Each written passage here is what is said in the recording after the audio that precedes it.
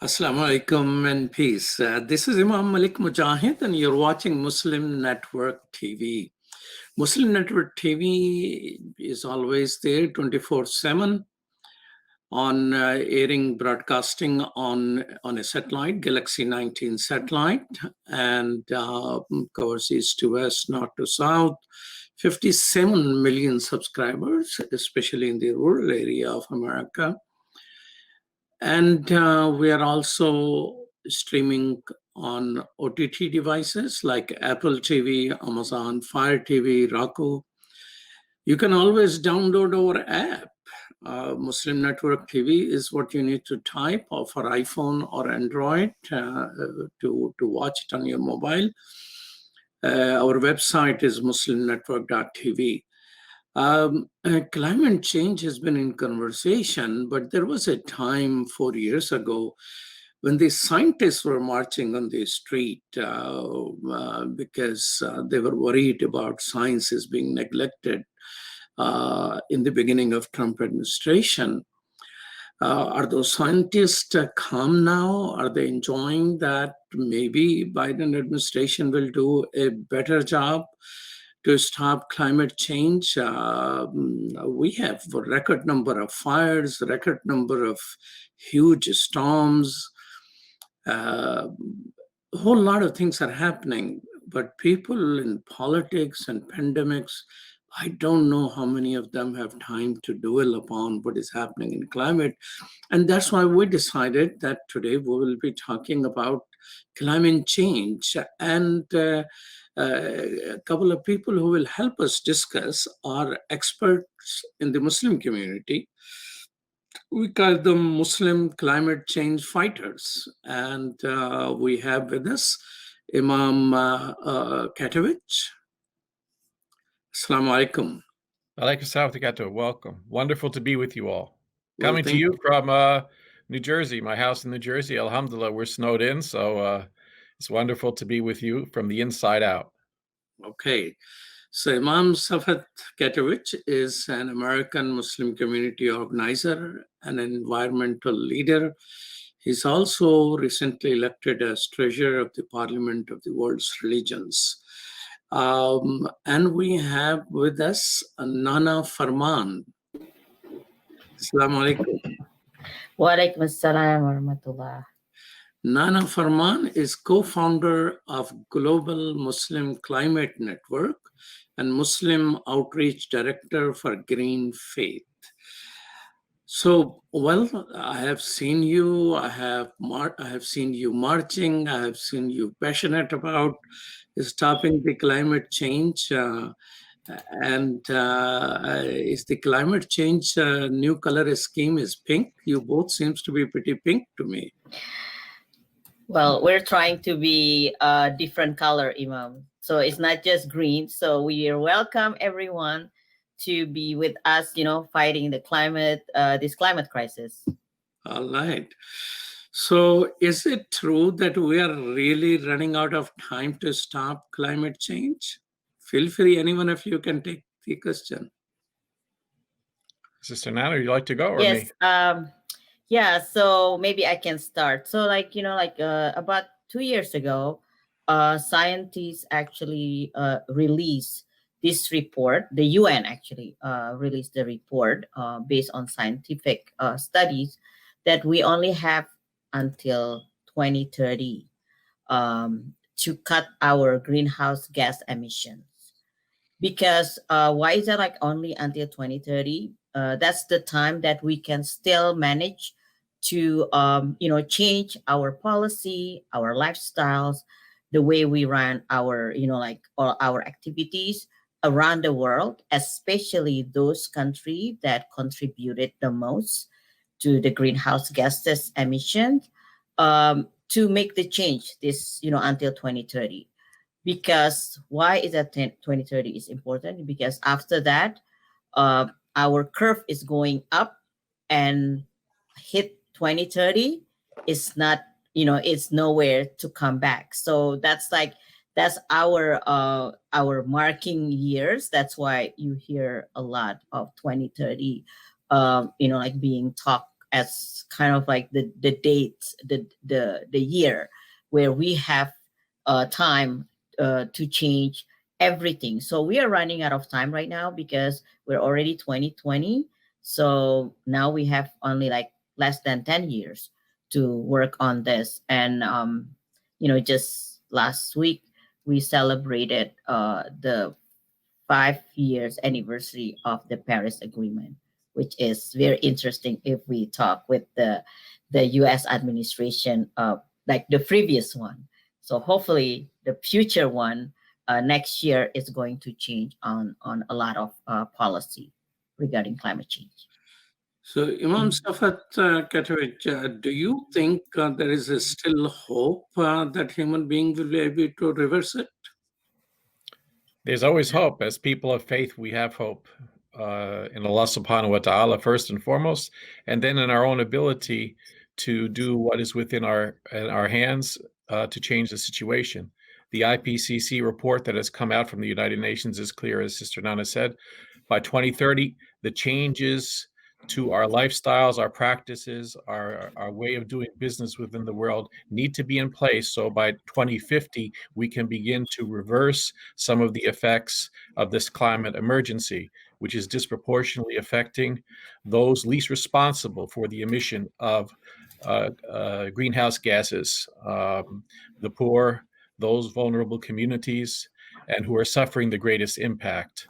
The United States is responsible for over 20% of greenhouse gas emissions, and 99% of the scientists in the field have agreed climate change is real.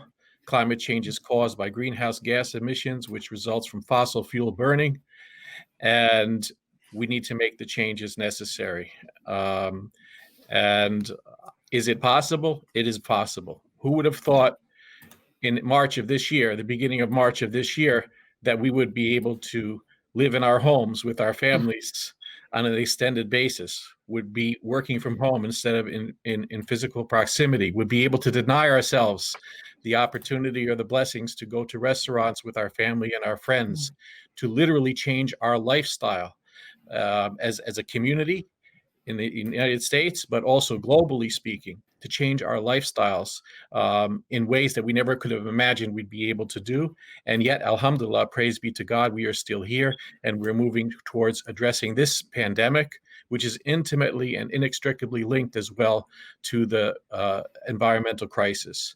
So I believe that there is hope, but people need to make, innamal amalu binniyat, they need to make the attention, and then they have to do the act. And that's our challenge. The Quran is very clear, and this is subhanAllah, that the fasad, the corruption, the pollution of the earth and the land is as a result of bi'aydin nas, the result of human action. And if human action can cause the problem, human action can undo the problem. And so I am hopeful, and I am looking forward that hopefully the new administration will be able to at least follow up with its articulation of making the climate a central concern. They've done so by raising it to the level of a cabinet post through the appointment of the former Secretary of State, John Kerry.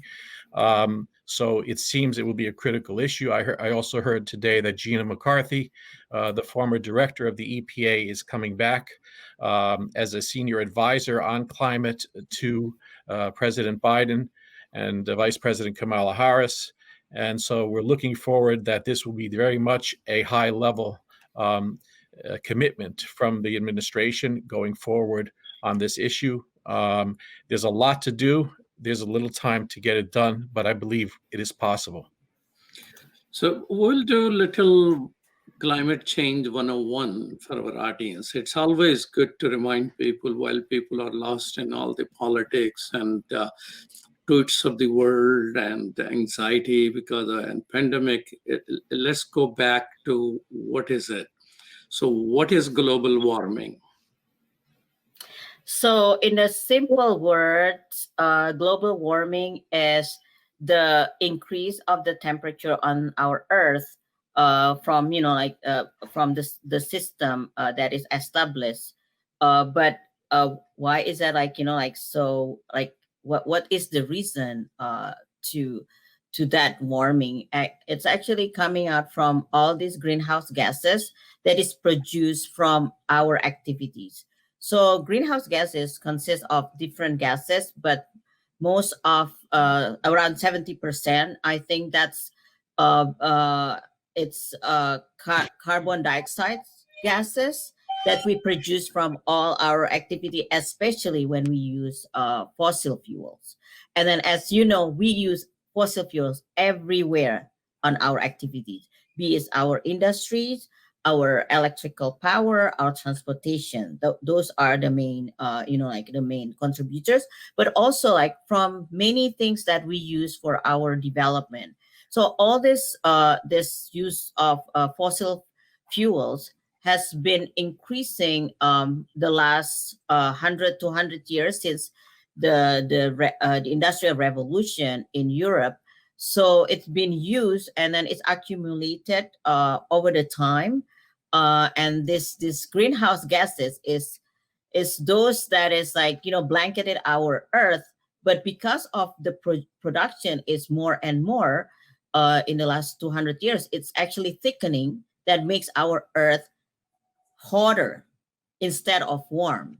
So those hot, like the temperature, the increase of temperature is actually the one that is changing our climate system, because our climate system has a way that, like that a certain temperature has to be there. So I forgot to mention earlier, like, in the why 2030 is important. So if we look at the Paris Agreement in 2015, it's mentioned that the agreement is all the countries that agree to sign, then we're not going to let the temperature increase more than 2 degrees centigrade.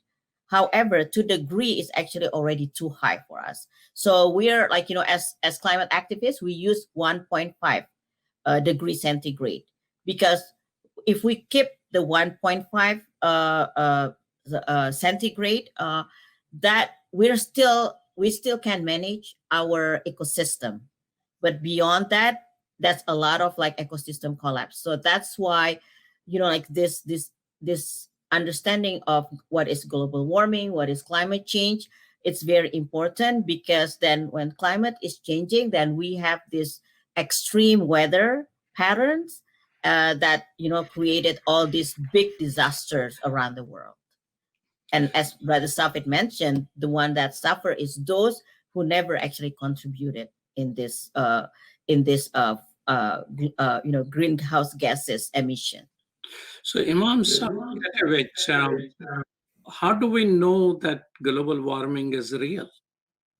Well, 99 or 97 to 99% of scientists who are in the field have said it is real. In our religious tradition, we trust the science, and the science is originated in the signs. Women ayatihi, right? Among the signs of Allah are the natural phenomena within the world, the physical systems that Allah has put in place by which we gauge our lives. Our very daily rituals of the salah within the Muslim community, prayer, is based upon the movements of the sun and at various phases during the day and during the evening. So we can literally mark our lives by the physical systems that are there. And those who study the physical systems are telling us this is real across the globe. 97%, it has now went to 99% of those say it is real. Humans are the cause of it. It is anthropogenic, meaning we are the cause of it. In the Quranic terminology, bi'aydin-nas. And it's our doing, and therefore it is our responsibility as khulafa al-ard, as the caretakers and guardians of this earth, to do our responsibility correctly, to fulfill our role and our function, as Allah mentions in the Quran in 9 different occasions.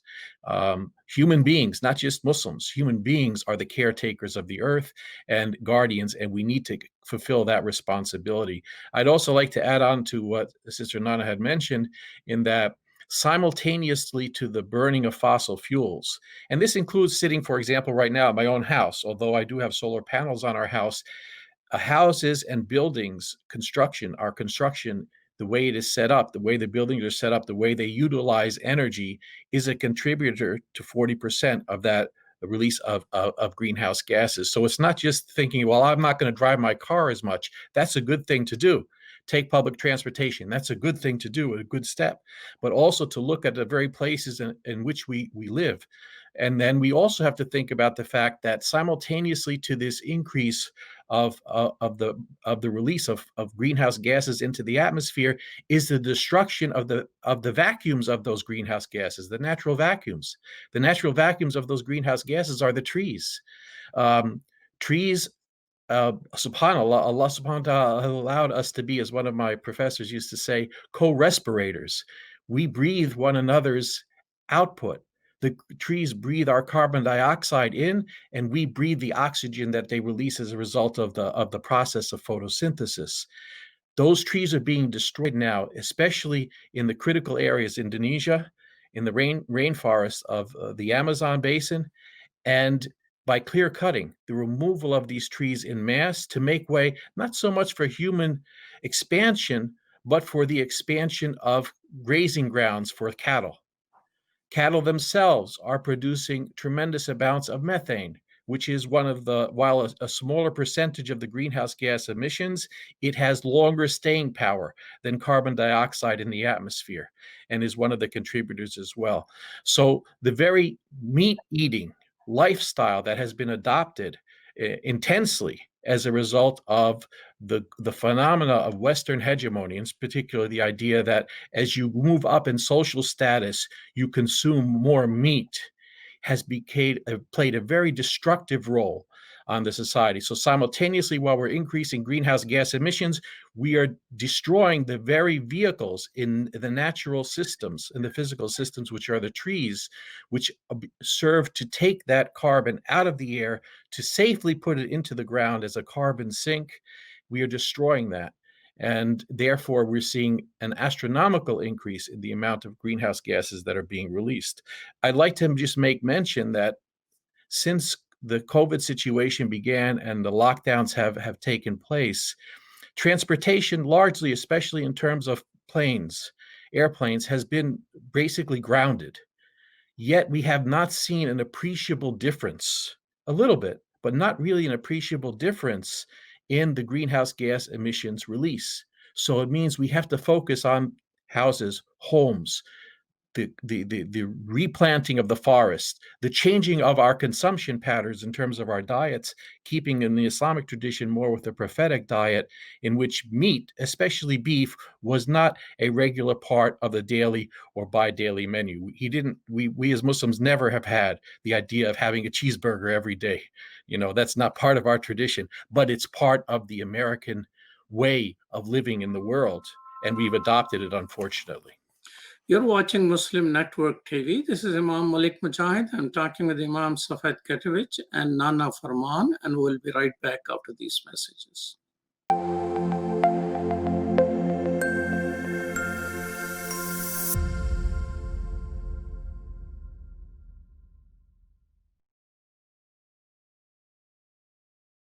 My wife, she's a professor at the University of Cincinnati, who's Catholic, and by her watching and listening to our 3-year-old son watch Adam's World, she ended up taking Kalima Shahada. She embraced Islam because she learned so much about Islam and the other prophets. It really affected our life in a great way, and because of Sound Vision and Adam's World, we're Muslims. I took my Shahada 15 years ago, and I actually am from a rural part of Ohio. And so I found the catalog for Sound Vision, and I ordered the tapes and the CDs and the books, and I used those, and especially for my little daughter, that's how we basically learned our Islam, and Islam entered our hearts through the wonderful works of Sound Vision. Okay, assalamu alaikum, brother. I just want you to know that I love the Sound Vision website, that a lot of times when I'm looking for information, especially as it relates to homelessness, domestic violence, and women issues, I go to that website, and then I see what you've written, and then I copy and paste it and spread the word, because the wisdom is there. So I can't do any better than what Sound Vision has already done. Sound Vision is our survival guide. It is the organization that provides skills for Muslims how to survive and thrive in this community here in the U.S. Assalamu alaikum, my name is Anam, I'm in 11th grade, and I grew up with Adam's World, and what it taught me was unity, respect, and love for the Muslim Ummah. Adam's World is the greatest show ever made. Take me to the Kaaba, man. I love that puppet.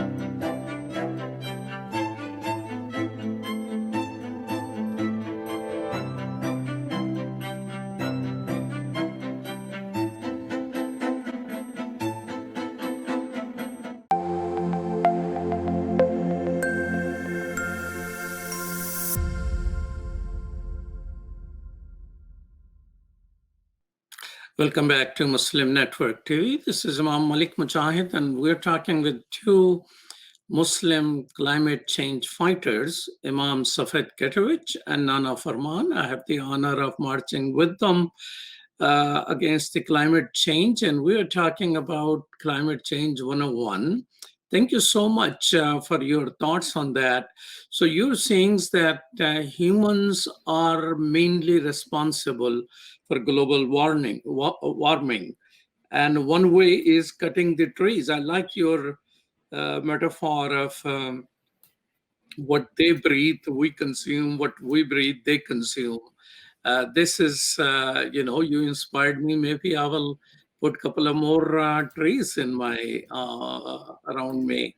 But tell us that what other ways? I mean, you mentioned the heavy consumption of beef is responsible.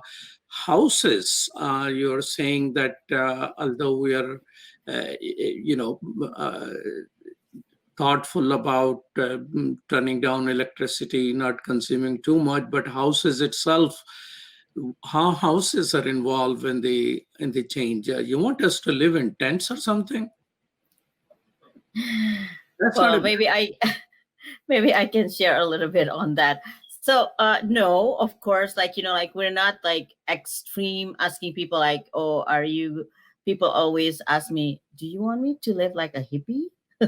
No, I mean, so what Brother Saffet mentioned about the housing and also construction industry, it's as one of the main contributors of the global warming or the climate crisis. It's because our industry on providing this construction is also based on fossil fuel as well, and also extractive industries. So a lot of buildings is built right now based on cutting again wood issues because we need a lot of wood in order to build houses or other buildings. And also like the cement industry, that's like one of the main contributors as well for this greenhouse gases. So, and other, like other activities on the construction industry. So like for us, for example, we already have the house. We cannot change it. Like, like, of course, the perfect one is now we have this green building. So green, how do we build our house in the green, environmentally friendly? But if we already have our house, maybe we have to check our insulation system so then we don't waste energy. So trying to use energy efficiently. If we don't use it, then unplug it, turn it off, switch off, because especially like all those little things like our gadget, we have to like charge our battery, phones, tablets, anything, or our other like other home appliances. If we don't use it, just unplug it, because when we still plugged like to the wall socket, it still actually extract the energy, even though it's small. But if millions of people are doing that, that's actually waste of energy. So that's a simple thing. Check your insulation at your homes, like your window, if there's any cracks or not, so then you can be very efficient at home. But of course, if you can do it like even more, like Brother Saffet and also myself, we put solar panels in our house. And where I live in California, the government of California is already makes that as a requirement for the houses that is built starting in 2020 to have solar panel with the homes itself. So it's included. There is no excuse anymore. So, and solar panel now is getting very, very cheap. So this is one of the policy that we're going to push forward, hopefully for the next administration, that, like, because the technology is here, we can, we can certainly apply it, especially in the United States. Let's talk a little bit about the solar energy and solar panels. I work on the human rights causes of stopping genocide of Rohingya people. And as they were being thrown out of Burma and they were coming in, among the few things which they were carrying, very few things. I mean, of course, they were walking for, in some cases, hundreds of miles and cannot carry a whole lot. But among the one or two items they will carry will be a small solar panel. Now, Burma is not a developed country, and these people were denied all sort of things. But I saw in that remote corner of the world, they have more connection with the solar panel than on my street where I live in Chicago. So what is this? I mean, they are poorer than us. Why solar panels are not part of our everyday life on the street? And I'm happy that both of you have solar panels. But why it is not becoming a part of lifestyle in our country?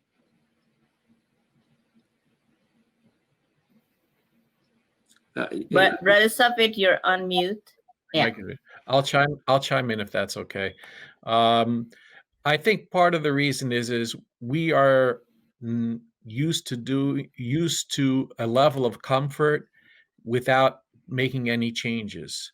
And so when people speak about making changes in their lifestyles, there is a angst and an apprehension that kicks in. Why should I do things differently? Why should I even make an effort because everyone else around me is doing the same thing? And so what needs to be done is governmental programs, and that's what Sister Nana was talking about in California. In Jersey, we had a rebate program, et cetera, that actually now let us know that it makes sense economically for our pocketbook for us to make these changes that are necessary. Our brothers and sisters among the Rohingya Muslims and those who have been chased out of their homes illegally and wrongfully and subjected to the genocide, have a level of consciousness that I think we can all learn from. And it's not only the idea that you bring with yourself some sort of a solar way in which you can provide energy for yourself and your family during uncertain times and uncertain situations, it's a way of living that needs to be adopted by people. And that's why, as we have been forced by the situation of COVID to work from home, to vacate those buildings which are major contributors in the way they are constructed and designed to the increase in greenhouse gases, it's a chance to rebuild them, to retrofit them in ways in which they become more environmentally sound. But of course, this takes initiative, and it takes action, it takes examples.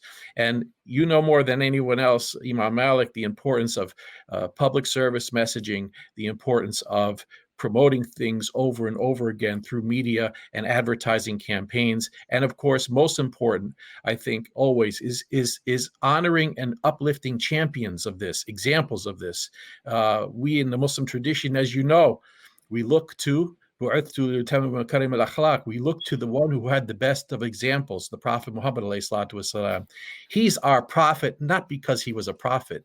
He's our prophet because he lived the way a prophet lives, and he gave us an example to follow. So we have to highlight those examples which show to ourselves and to others, it is something that is doable. And on the issue of solar energy and this idea of what they call microgrids and solar cook stoves, etc., the United States foreign policy, as you all know for a long time, has at least articulated, though not necessarily put in practice that in the best way, as we know with Iraq and other places, the idea of spreading democracy or making the world a better place for democracy. This was part of our stand against the Soviet Union in the idea of democratizing the world, making the world safe for democracy, spreading democracy.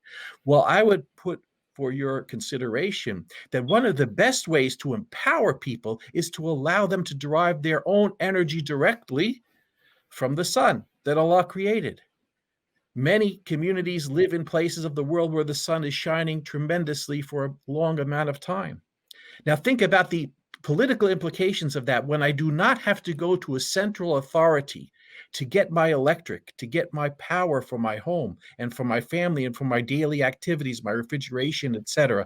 I'm able to directly get that from the sun and from microgrids that are controlled by my local community. Imagine the empowering of that when someone says to those who wish to stand up for their rights and demand their rights in different parts of the world, says to them, we will cut your electricity off. And their answer is, go ahead. We have our own electrical power. It doesn't come from you. It comes from Allah. You're championing somewhat of a libertarian ideology here. But it connects with the survival. I think when I think of the why Rohingya people were doing that, I went into the detail of it.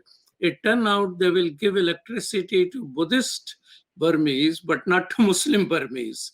So as a result, they went to solar panels. So when I researched further, it turned out in their area, the whole business of importing and distributing solar panels were in the hands of Muslims. So it became a survival strategy. And in the pandemic, when people are looking for survival, I think, and people, whole lot of people in the world are off grid. The electricity doesn't reach everybody. So instead of hooking them up with this, they could be hooked up with solar panels. So in America, you're saying solar panels are more affordable now over a period of a year, or how many years does it take before it becomes economic sense for people? I can say that with regard to my house, when we got the solar panels on our house and we had leased them for a period of time, it immediately reduced my energy need from the utility company by 40%, immediate reduction. And we tried to manage and moderate our usage of electricity within the home. As you said, lowering the thermostat and all those other practices, putting insulation, and all of these things were done. But that reduced our energy consumption from PSE&G by 40%. And actually now we have begun to sell back to the utility company some of that electricity. So for us, the break-even point was about 7 years. But there are different systems, and everything depends on the system that is installed and the type of way in which it is paid for, whether upfront or over time, and whether or not there are governmental subsidies and rebates available. But for sure, when I installed mine, going back now quite a few years, we're actually in our 10th year of solar panel. It was much more expensive then. I have neighbors that are installing it for much more economical cost, for much cheaper in terms of costs. And at the same time, they are doing so even though the rebates are not what they used to be when I initially made the decision from the state and initially made the decision to install my house. But there's various data that's available on that, and I would direct Muslim communities in particular to the Energy Star activity workbook for congregations. This is a joint effort that was Muslim congregations. This was a joint effort that was undertaken by the EPA, and myself, Sister Nan, and some members of the ISNA Green Team were able to put this workbook together.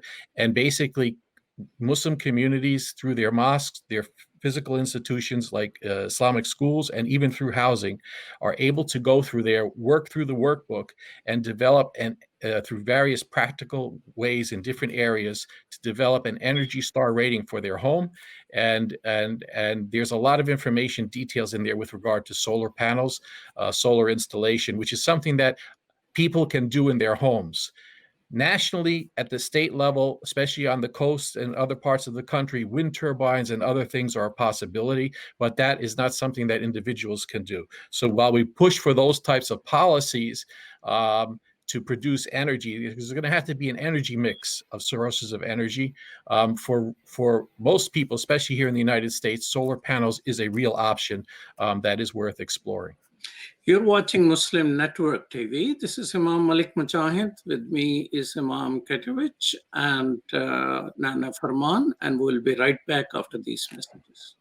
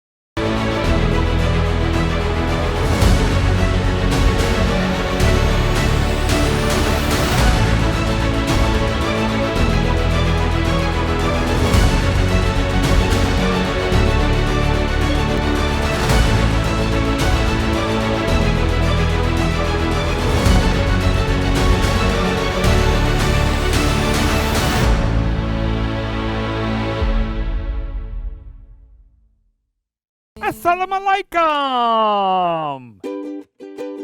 I love Adam's World because it makes me learn in a fun way. That Adam has a green face and orange hair. I like this song. I like how Adam sings. I like Adam's World because it makes me happy.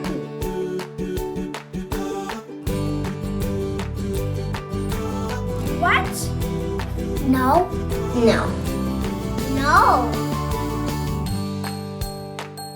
And here's Adam and here's Anissa. Adam is and his sister. Adam is a boy and he is really smart.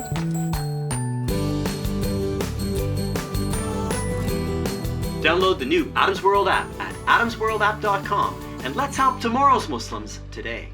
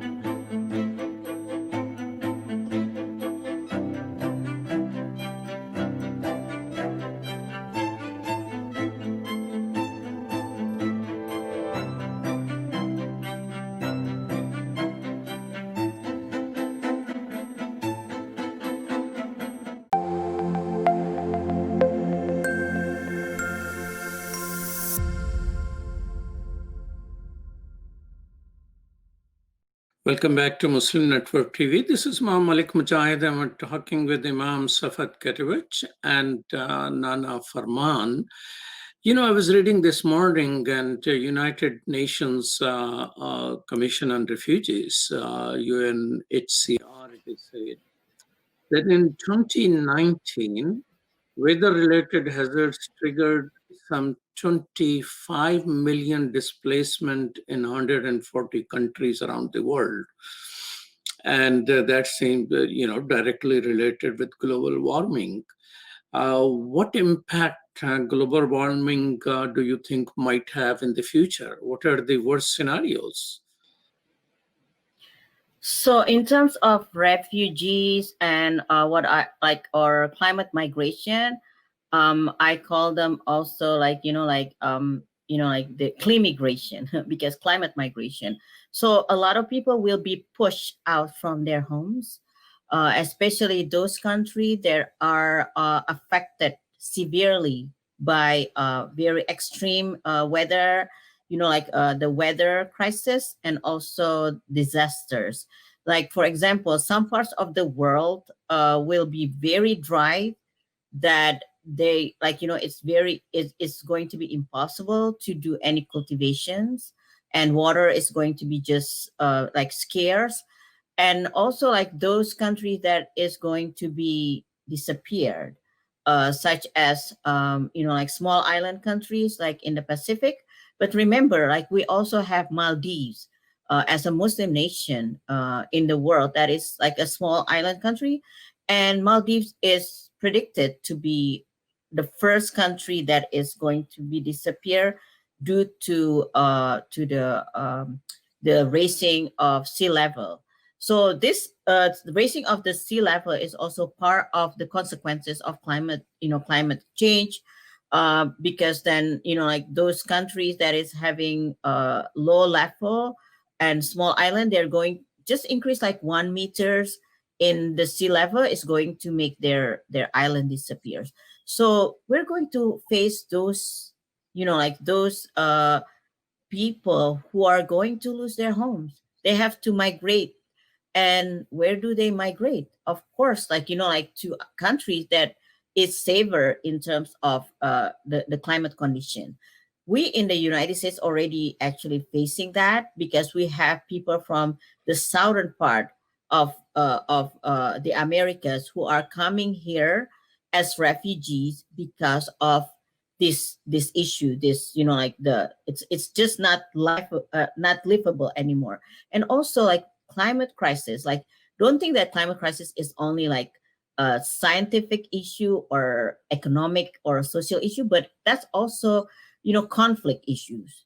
So this is becoming a conflict, because if you don't have resources of water and you're a farmer, you're going to fight for your water. So that's like creating a lot of conflicts. And also resources, natural resources is going to be scarce because the weather pattern is going to be severe. So we are expecting, so like the very, very conventional like the number, they said if the increase of sea level is around 1 meter, we're going to have 100 million of refugees. But that's very very conventional, very kind of like in the low end. I'm sure it's more than that. So then the more we have increased our temperature of this earth, and then the increase of the sea level is going to be increased, and other effects is going to be also like happen around the world. So yeah, we're going to look at a very, very big number of refugees around the world. So Imam Saffet Catovic, is Bangladesh and small countries, I mean, it's already extremely tight. Water is always overpowering people. And where are they going to go? I mean, India is not even letting a few Rohingya refugees in, much less 150 million Bangladeshis. So is the, when people think of faraway places, that they are going to be suffering more and the poor people will be suffering more, so bad. but the people don't see of themselves. What are going to be the impact of climate change in the United States, in our neighborhoods? Yeah, I think that there's a hadith of the Prophet ﷺ that comes to mind. Over 1400 years ago, he said, "Anas shuraka fi thalath, an-naru, al-ma'u wal-naru wa kala'u." Human beings share in three things. We share in fire. Fire is energy. We share in energy. We share in water. Potable water in the world, we say, well, 3/4 of the globe is water. Yes, it's salt water. It's not drinkable.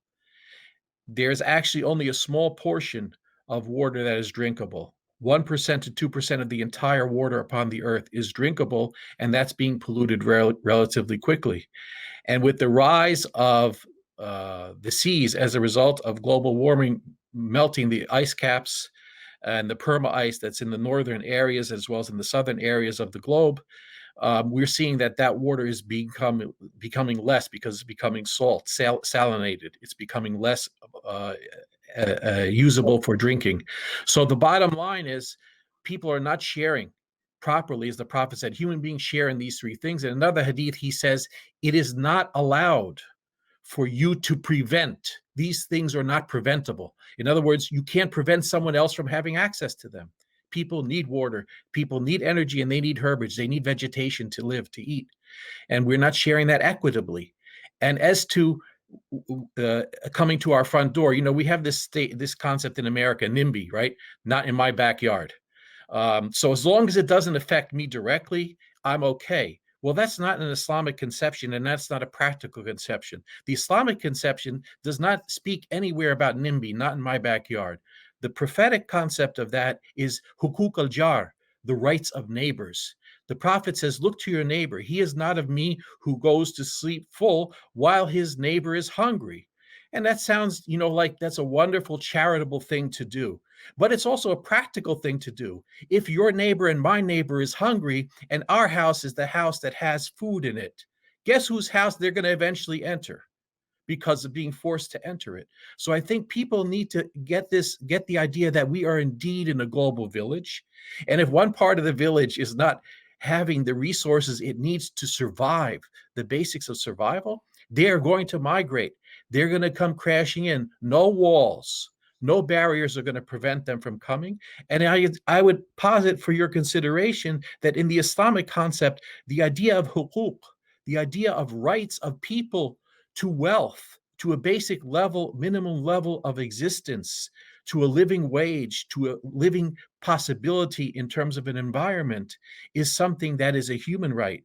And it's something that is a religious obligation upon those who have. So definitely the refugees are coming. I mean, you and me, Dr. Malik, as you know, during the Bosnian crisis, dealt with the genocide that happened within Bosnia and Herzegovina going back quite a few years. But this type of genocide pales in comparison to what is going to happen as a result of this climate crisis that is going to affect and is already affecting those of our most vulnerable communities. And yes, they will not only be knocking at our doors, they'll be running through our front doors for the basics of life, which they have a right to, and we will not be able to prevent them. So it's the entire world is our backyard, and we need to begin to take care of it. And we need to recognize the fact that economic disparities, systematic racism, ethnic chauvinism, COVID-19 pandemic, and climate change are all interconnected with one another. They are intertwined with one another. We cannot resolve one without resolving the other. There needs to be a collective work. During the People's Climate Marches, which you were a part of, and we participated in New York in 2015 and 2016 in DC, one of the slogans was, in order to change everything, we need everybody. All hands on deck. We need everybody to do their part. And in this way, we will ensure that our neighbors are living in situations that they don't need to migrate to our homes. Because the fact of the matter is, even if they want to somehow desire ways to mitigate the effects of climate change, to adapt, because climate change is happening, they do not have the financial, nor technological, nor natural resources to be able to build those barriers against those seawalls. We might be able to do it in Manhattan for a period of time, but you cannot do it in Dhaka, Bangladesh, as you mentioned. You cannot do it in Maldives. You cannot do it in many of the 1,000 islands of the Indonesian archipelago, the largest Muslim country in the world, and the list goes on. So definitely climate refugees is something we need to be considerate of. Thank you. Sure. Nana Firman, you're leader of multiple organizations. Do you think Muslim organizations are doing enough to fight climate change? So, Imam Mujahid, actually, like 5 years ago, we had this declaration on the Islamic Declaration on Global Climate Change, where a lot of scholars and mufti from, from the Muslim world came together to Istanbul. I was part of the organizer for that. And then also Brother Saffet is part of the team to write the declaration. So we actually have the declaration already. And, and that's like a lot of work to put, to bring all the scholars coming together and talk about climate change and what is our responsibility as Muslims. As I think Brother Saffet already mentioned in the Hadith and the Quran, and also I think we need to remember that we are as the Khalifa upon this earth. We have to take care of this earth as a steward, as the guardian, and that that responsibility. I think also that Muslim realize as well. However, I still have the challenge with all of us that Muslim that work in a climate climate activism, that the implementation, the translation of that declaration into our everyday lives, into the policy of all majority Muslim nations. However, the last 2 years I've seen a lot in our youth. The Muslim youth are finally realized that this is part of, that their future is at stake, that, they're going to, face this situation. So I've heard from Muslim youth voices on, fighting for climate or wanted to, having more environmentally friendly lifestyles, and they wanted to be a different way than their parents are. So that's I think that's a promising and a hopeful condition. So but in the practical terms, we Brother Saffet and myself, we work with greening our masjid, and also trying to engage with the imams and all other Muslim scholars, and also with schools.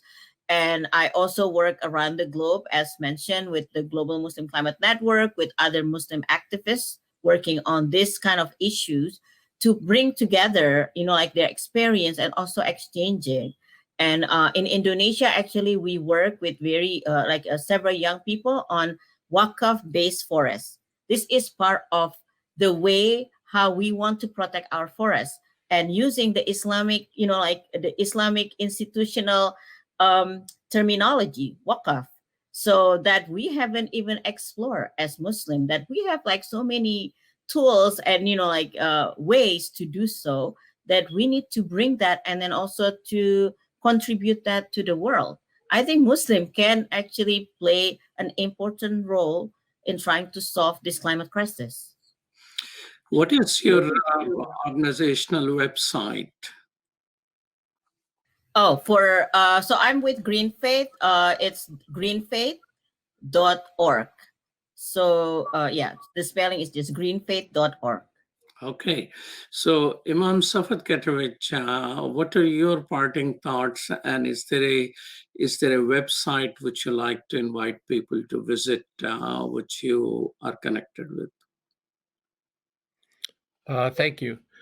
I guess one of my thoughts would be that Muslim organizations and community, getting back to your original question and building on what Sister Nana said, have become very successful, I think, in two areas, especially in the international dimension. There's still a lot to learn, but it's going in a good direction. One, politically, going back, for example, to our days with the Bosnian Task Force USA, to be able to change political opinions and to help to lead through protests, through organizing, through letter writing, through advocacy work, to pressure changes in policies. I think we're beginning to learn that, and your organization at Sound Vision has been one of the leaders in that for many years, and also through the Justice for All program that you're working on. Secondly, we've been quite successful, I think I would say very successful, to efficiently deliver humanitarian aid to those in need.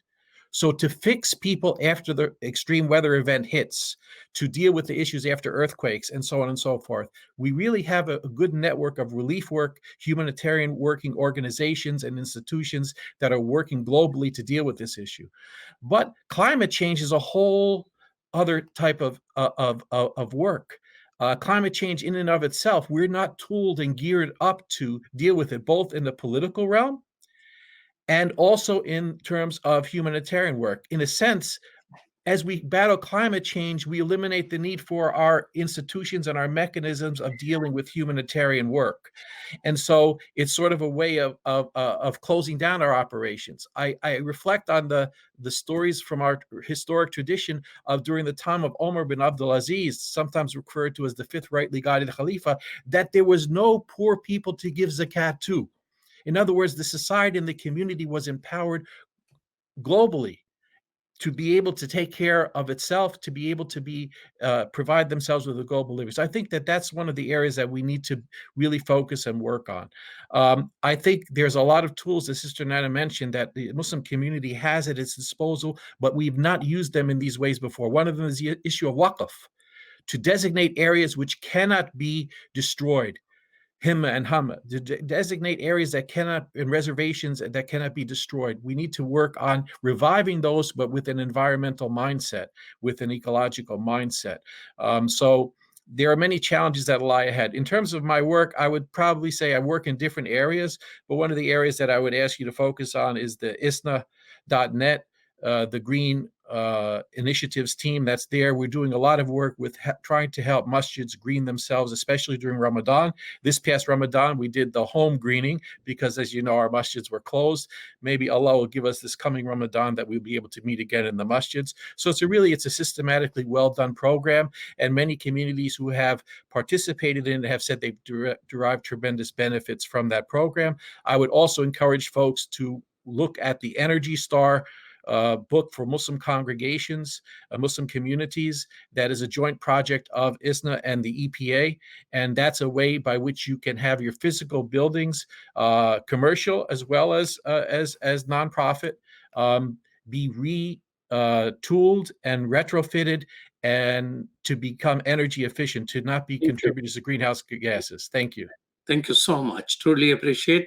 Nana Firman, thank you so much for coming. I know it's a little early there, and Imam Saffet Catovic, truly appreciate that. And Sherdil Khan and Dr. Abdul Wahid, thank you for producing today's show. And thank you for watching. Stay tuned. Muslim Network TV is 24/7.